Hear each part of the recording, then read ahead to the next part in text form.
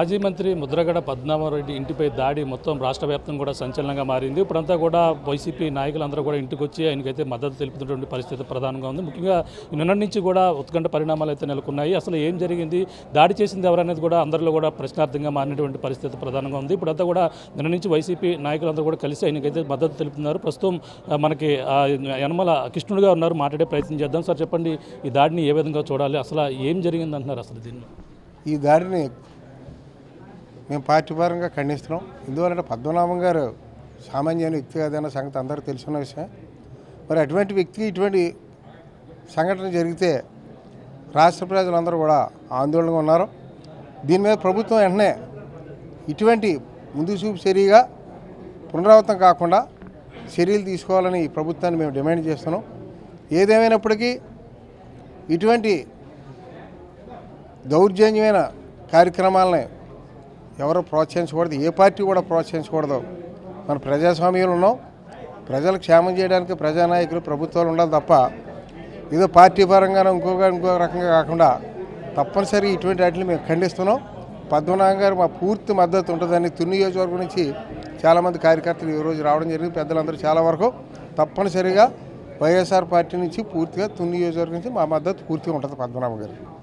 జనసేన యువకుడు ఎవరైతే ఉన్నారో జై జనసేన అనడం, ఈ విధమైన పరిణామాలు ఎలా చూడాలంటే ఒక పార్టీకి పూర్తిగా ప్రమేయం ఉందంటారు దీనికి? ఏ పార్టీ అయినా ఇక్కడ పార్టీ పక్కన పెట్టండి, ఇటువంటి సంఘటన జరగడం చాలా తప్పు.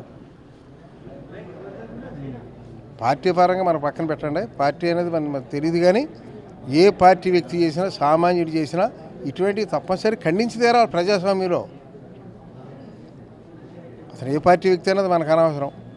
ఏ వ్యక్తి కూడా ఇటువంటి సంఘటన ప్రేరేపించకూడదు, సపోర్ట్ చేయకూడదు. ఇప్పుడు కూడా ప్రజాస్వామ్యంలో ఖండించాలి.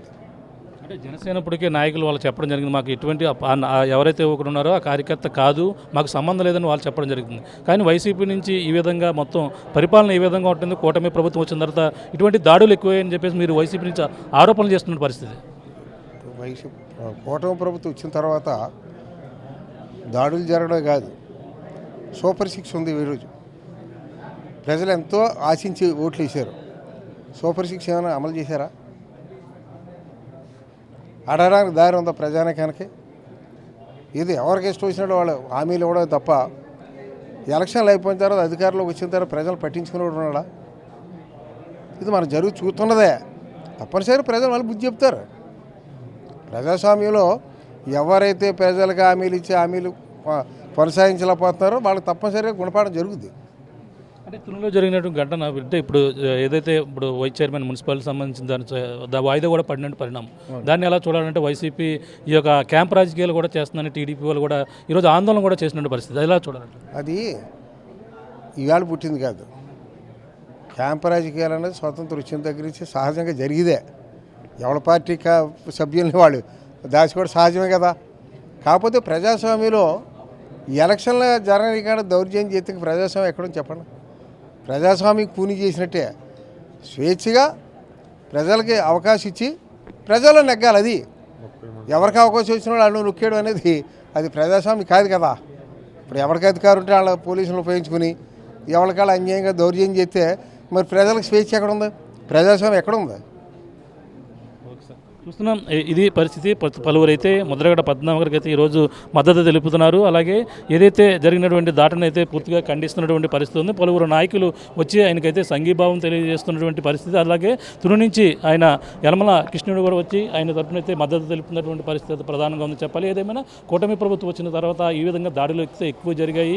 ఏదైనా ఇటువంటి దాడి ప్రతి ఒక్కరు కూడా ఏ పార్టీ అని కూడా మద్దతు తెలపకూడదు, అందరూ కూడా ఖండించవలసిన పరిస్థితి ఉంది. ఏదేమైనా పూర్తి వివరాలు అయితే తెలియాల్సిన పరిస్థితి ఉంది.